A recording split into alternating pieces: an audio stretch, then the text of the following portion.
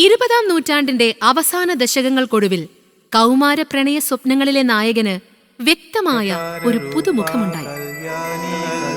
മോനെ ഇതുപോലെ ഫാസില് നായകനാക്കാന്ന് അറിഞ്ഞു പിടിച്ചിട്ടുണ്ട് ഒരു പടത്തിൽ. അതിന്റെ അഭിപ്രായം എന്താന്ന് വെച്ചു ഞാൻ പറഞ്ഞ് എടുത്തവായി പറഞ്ഞ് കൈ കൊടുക്ക് ബോച്ചാന്ന് പറഞ്ഞു.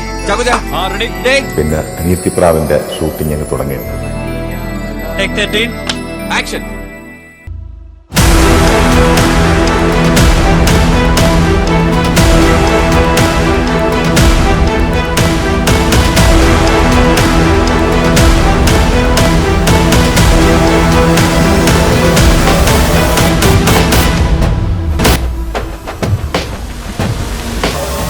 പെൺകുട്ടികൾ പ്രണയാവേശത്താൽ അയാൾക്ക് രക്തം കൊണ്ട് കത്തെഴുതി.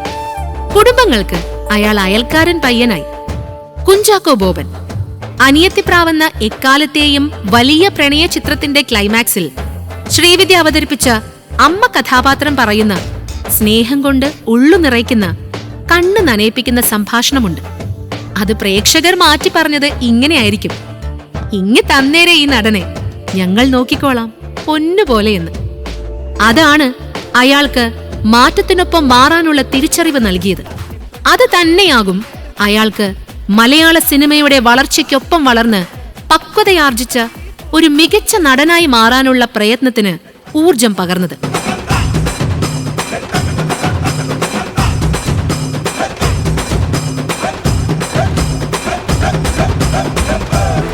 വൃദ്ധിക്ഷയങ്ങളിൽ സംയമനത്തോടെ മുന്നോട്ട് നടന്ന കുഞ്ചാക്കോ ബോബൻ എന്ന നടന്റെ ഓരോ തിരിച്ചുവരവും ആഘോഷിക്കപ്പെട്ടത് പ്രേക്ഷകരുടെ ഹൃദയത്തിലാണ്. കാരണം അവരത്രമേൽ അയാളെ നെഞ്ചേറ്റിയിരുന്നു. ചാക്കോച്ചൻ അസാധ്യമായതൊന്നുമില്ലെന്ന് സ്വന്തം അഭിനയ ജീവിതം കൊണ്ട് തെളിയിച്ച പ്രതിഭ.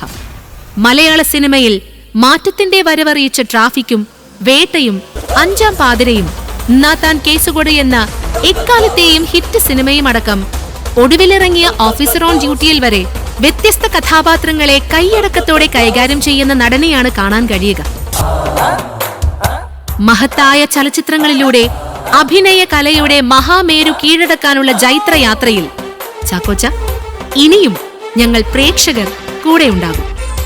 നക്ഷത്ര ഗോൾഡൻ ഡയമണ്ട്സിന്റെ 19ാമത്തെ ഷോറൂം ഉദ്ഘാടനത്തിനെത്തിയ ശ്രീ കുഞ്ചാക്കോ ബോബന് ഹൃദയപൂർവ്വം സ്വാഗതമരുളുന്നു.